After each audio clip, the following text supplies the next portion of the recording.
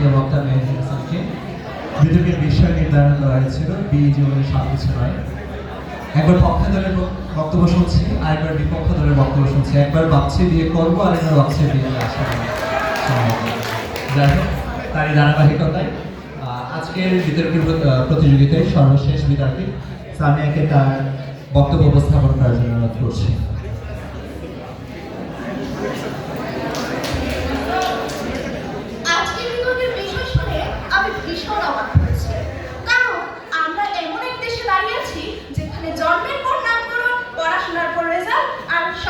জীবনের final certificate হিসেবে বিয়েকেই বিবেচনা করা হচ্ছে, আর এখানে বলা হচ্ছে বিয়ে নাকি জীবনের সবকিছু নয়। আজ আমি এমন এক বিষয়ের পক্ষে দাঁড়িয়েছি যে বিষয়ের কথা বললে কিছু মানুষের হার্টবিট বেড়ে যায়, আর কিছু মানুষের মা খালারা নামাজ শেষে বিশেষ দোয়াও শুরু করে। হ্যাঁ, আমি বিয়ের পক্ষে শুরুতেই প্রতিপক্ষের দৃষ্টি আকর্ষণ করছি। তারা বারবার বলছে আমরা আগে কেরিয়ার করবো, তারপর বিয়ে করবো। তাহলে আমার তাদের কাছে প্রশ্ন, তাহলে সকল মানুষগুলো 30 পেরিয়ে কেন হঠাৎ বলে ওঠে আম্মু একটা পাত্রী দেখো না? কেন তারা রাতে ফেসবুকে এসে লাইভ পার্টনার ওয়াটার পোস্ট দিচ্ছেন? বিজ্ঞাপনপূর্বক আপনি কি বিয়ে করেছেন? আপনি যে বলছেন যে বিয়ে করে বউরা জামাই সাথে সুন্দরভাবে কথা বলে না, রোজ রোজ আই লাভ ইউ বলে না, কিন্তু আমি তো ঠিকই রোজ রোজ আমার জামাইকে আই লাভ ইউ বলি।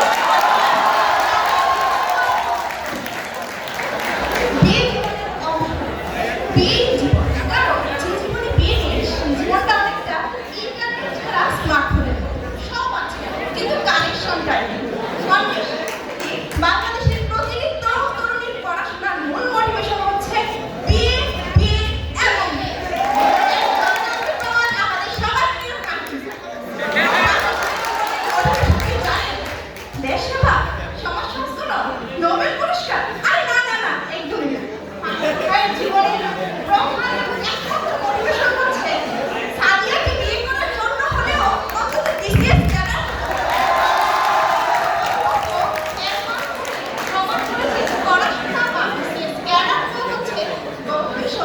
বিয়ে করাটাই হচ্ছে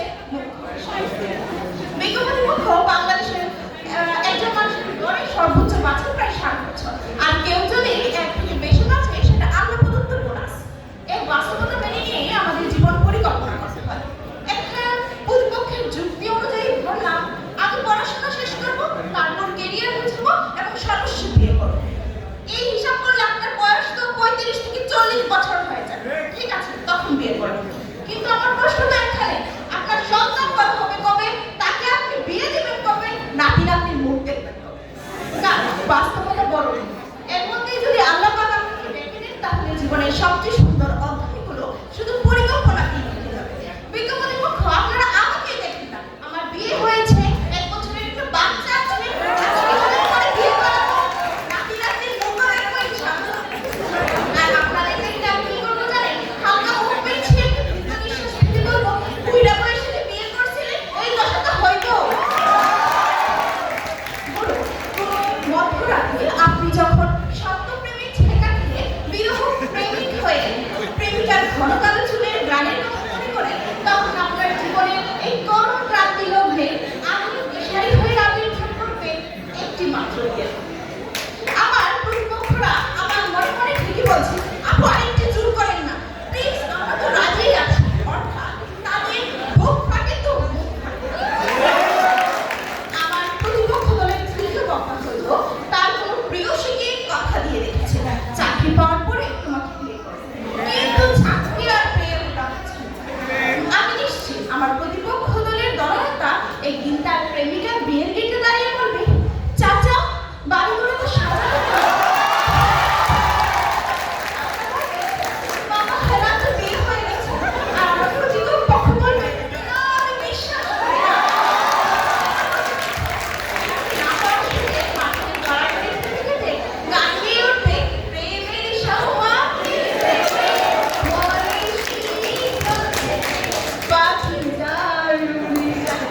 আমাদের এত যুক্তি শোনার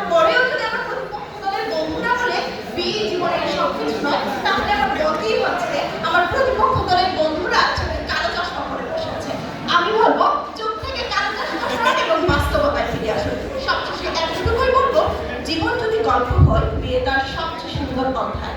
আর সুন্দর অধ্যায়ের পক্ষে আমি গর্বের সাথে দাঁড়িয়ে আছি। ধন্যবাদ মাননীয় সভাপতি, ধন্যবাদ সবাই।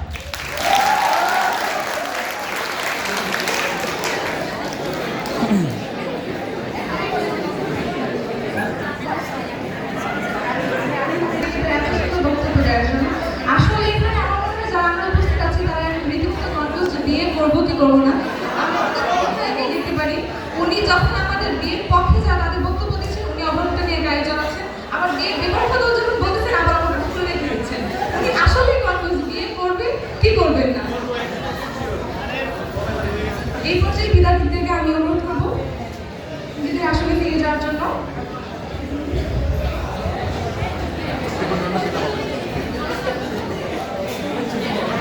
এই বিতর্কের ফলাফল আমি আমাদের বিজ্ঞ শিক্ষকদের উপরে ছেড়ে দিলাম।